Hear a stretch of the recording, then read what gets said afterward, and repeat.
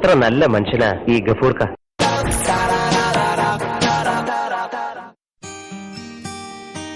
ഗഫൂർക്ക ഒരു സോഡ. എന്തൊരു ചൂടാ. അല്ല വാസു, അനക്ക് രാവിലെ തന്നെ ചൂടായോ? ആ ചൂടല്ല ഗഫൂർക്ക, ഇത് വെയിലിന്റെ ചൂട്.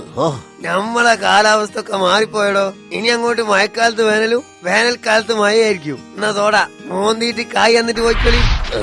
പൈസ നാളെ തരാ ഗഫൂർക്ക. വല്ലാത്തൊരു വാസന്നെ വാസുജി.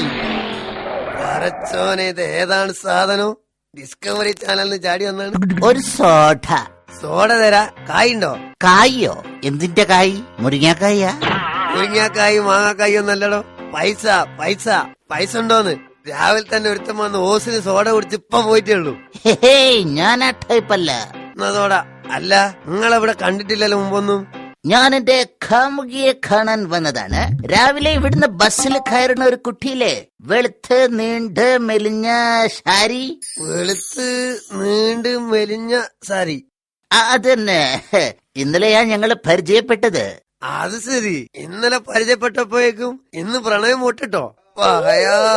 പിന്നെ ഞങ്ങള് ന്യൂ ജനറേഷൻ അല്ലേ, എല്ലാം വളരെ ഫാസ്റ്റ് ആയിരിക്കും. മിനിയാന്ന് കണ്ടു, ഇന്നലെ സംസാരിച്ചു. ഇന്നോ?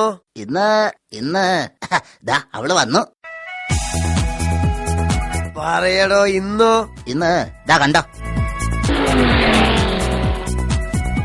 Hi hi. നമുക്കൊരു ഐസ്ക്രീം കഴിച്ചാലോ?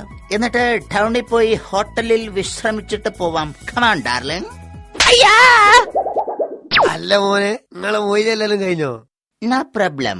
ശാരി പോയാൽ മേരി, മേരി പോയാൽ ഗൗരി.